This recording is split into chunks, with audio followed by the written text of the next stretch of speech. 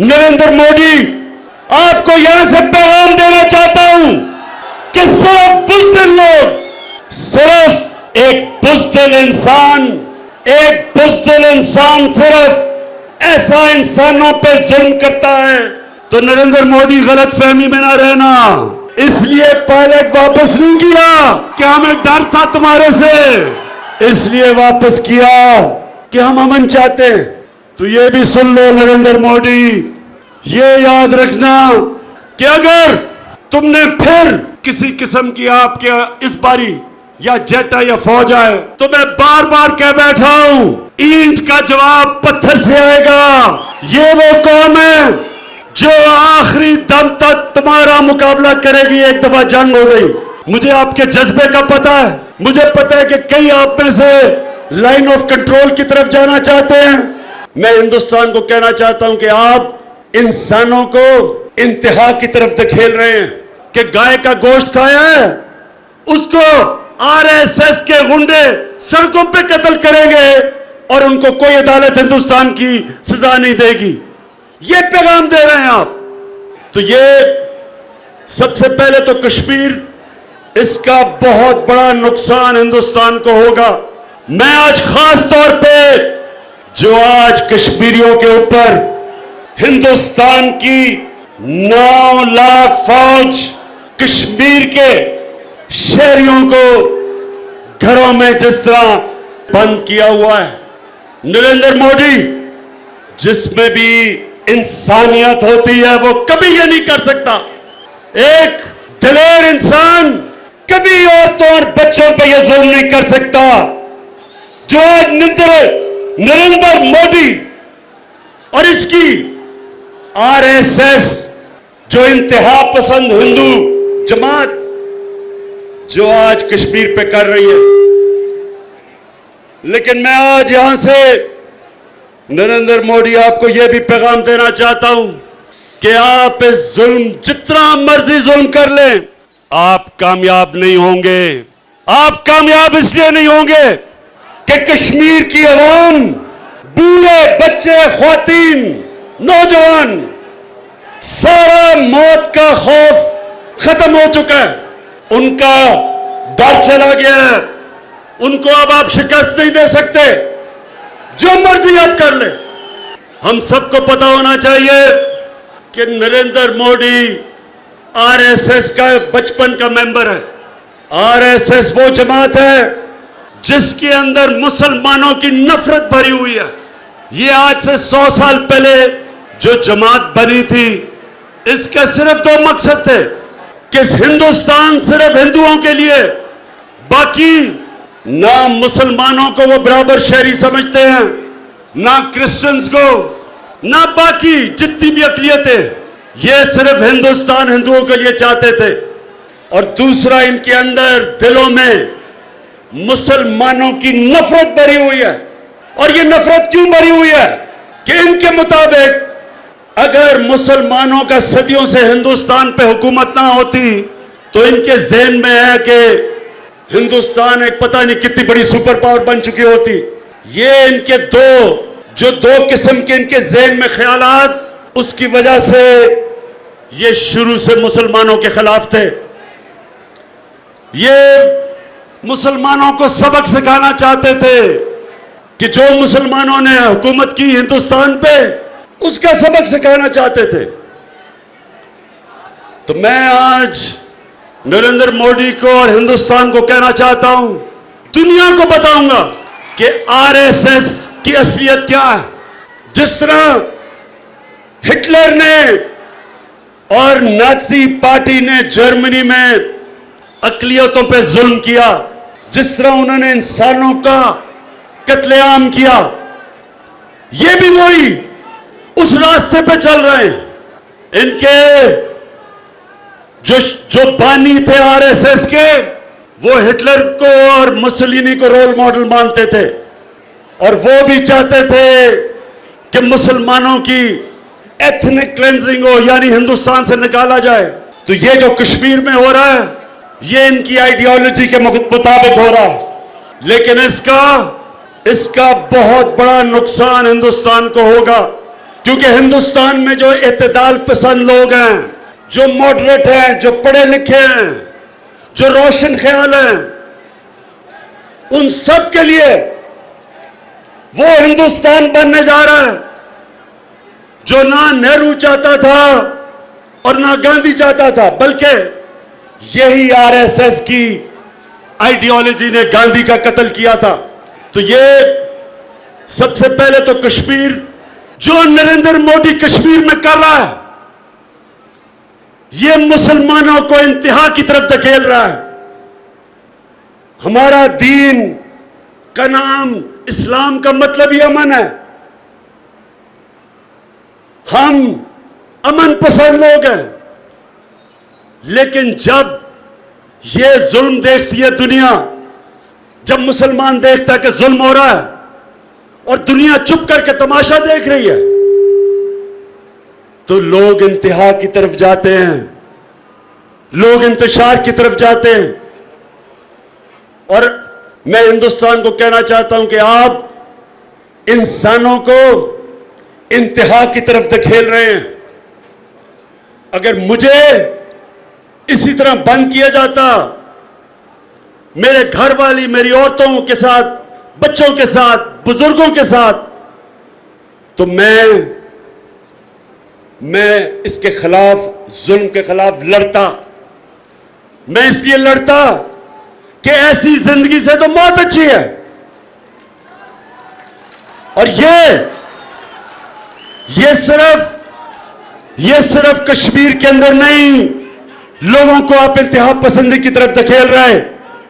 ہندوستان میں تقریباً 20 کروڑ مسلمان ہیں۔ یہ 20 کروڑ ہندوستان کے جو مسلمان ہیں، ان کو آپ کیا پیغام دے رہے ہیں؟ ان کو آپ کیا پیغام دے رہے ہیں؟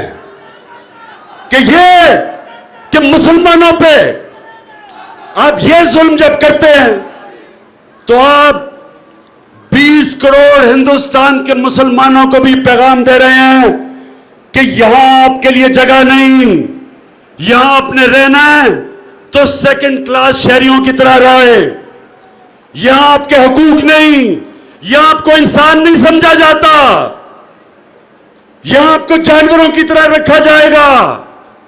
کہیں کسی نے گائے کا کسی کو پر الزام لگ گیا کہ گائے کا گوشت کھایا ہے، اس کو آر ایس ایس کے غنڈے سڑکوں پہ قتل کریں گے اور ان کو کوئی عدالت ہندوستان کی سزا نہیں دے گی۔ یہ پیغام دے رہے ہیں آپ ہندوستان کے مسلمانوں کو یہ کہہ رہے ہیں کہ ہم جس طرح کشمیر میں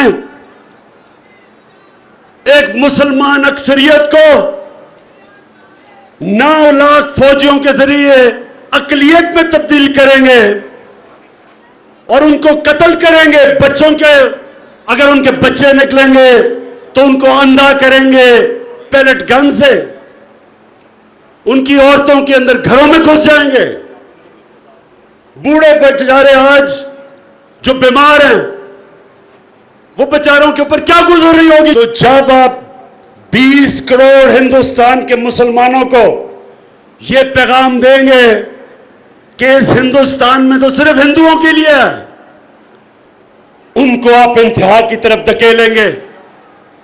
دنیا کے اندر جب ایک انسانوں کو آپ مارجنلائز کرتے ہیں، کونے پہ لگا دیتے ہیں، وہ انسان ریڈیکلائز ہو جاتے ہیں، انتہا کی طرف چلے جاتے ہیں۔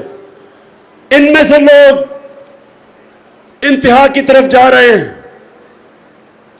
ان میں سے لوگ ہندوستان کے خلاف کھڑے ہوں گے، اور یہ صرف ہندوستان میں نہیں پیغام جا رہا، 1.25 ارب مسلمان ہیں دنیا میں، وہ سب دیکھ رہے ہیں کشمیر کی طرف۔ فکر نہیں کہ اگر ان کی حکومتیں اپنی تجارت کی وجہ سے اگر آج ہندوستان کی ان کو ضرورت ہے اور وہ چپ ہیں یا ایسے بول نہیں رہی، ساری مسلمان دنیا میں 1.25 ارب مسلمان آج دیکھ رہے ہیں کشمیر کی طرف، اور ان میں سے بھی انتہا کی طرف جائیں گے لوگ، ان میں سے بھی لوگ بندوق اٹھائیں گے۔ تو یہ میں جتنا جانتا ہوں ہندوستان کو، یہ نریندر مودی کی حکومت کو، جب پلوامہ کے اندر ایک 20 سالہ نوجوان جس کو ہندوستان کی سیکیورٹی فورسز نے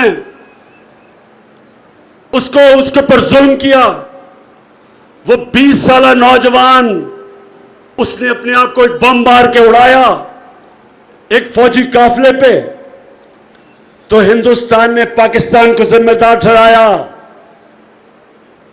دنیا کو یہ نہیں بتانا چاہتا تھا کہ جو بیچارے کشمیریوں پہ ظلم کر رہا ہے اس کی وجہ سے وہ ایک نوجوان اپنی جان کے لیے جان پہ کھیل دیتا ہے، کیونکہ وہ یہ سمجھتا ہے کہ ایسی ذلت کی زندگی سے موت اچھی ہے۔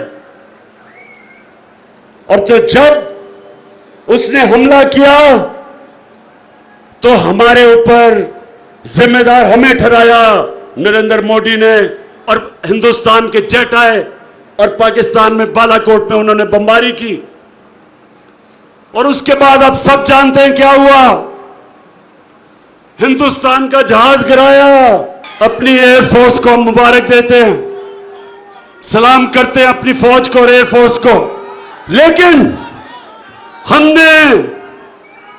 نے ان کا جو پائلٹ تھا واپس کر دیا، کیونکہ ہم ہندوستان کو کہہ رہے تھے کہ ہم جنگ نہیں چاہتے، ہم مذاکرات سے اپنے مسئلے حل کرنا چاہتے ہیں۔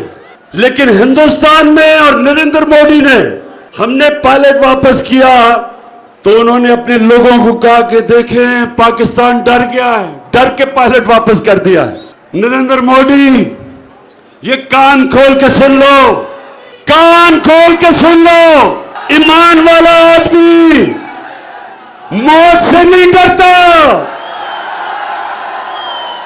ایک ایمان والا آدمی، اللہ تو قرآن میں کہتا ہے جو لوگ ایمان لے آئے اللہ ان کے خوف دور کر دیتا ہے۔ ایمان والے آدمی میں تو خوف ہے ہی نہیں، جب وہ موت سے نہیں ڈرتا اس میں کیا خوف ہے؟ تو نریندر مودی غلط فہمی میں نہ رہنا، اس لیے پائلٹ واپس نہیں کیا کہ ہمیں ڈر تھا تمہارے سے، اس لیے واپس کیا کہ ہم امن چاہتے ہیں، ہم امن چاہتے ہیں۔ لیکن اب میں آپ سب کے سامنے آج اپنے پاکستانی قوم دنیا کے سامنے کہنا چاہتا ہوں کہ جو یہ کشمیر میں کر رہے ہیں اس کا رد عمل آئے گا، کشمیر کے لوگ کھڑے ہوں گے جب یہ کرفیو اٹھے گا، ہندوستان کے مسلمانوں میں سے رد عمل آئے گا۔ سوار اب مسلمان ہیں جو دیکھ رہے ہیں کیا ہو رہا ہے، ان میں سے رد عمل آئے گا۔